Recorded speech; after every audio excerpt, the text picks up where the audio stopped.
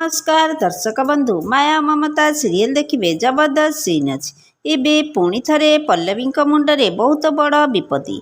हाँ दर्शक बंधु आपण मैंने आज भिडटी को टिकनिक कर देखिले सबकि जापर भिडटी को स्किप नक शेष पर्यंत देखिले सबकि जापर।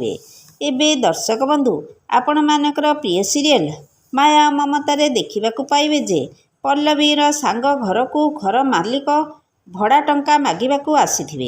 तापरे से मालिक मुनमुन को कहिबे मुनमुन मते एबे घर भड़ा टंका दरकार नहले मु बाध्य हेबी गुंडा लगई ए घरु तुमको बाहर करबा पाई। तापरे पल्लवी एई सबु अपमान सुनी तांको भेनिट्रु पैसा काढ़ी देबे घर मालिक को आउ कहिबे टंका गणी नियंतु।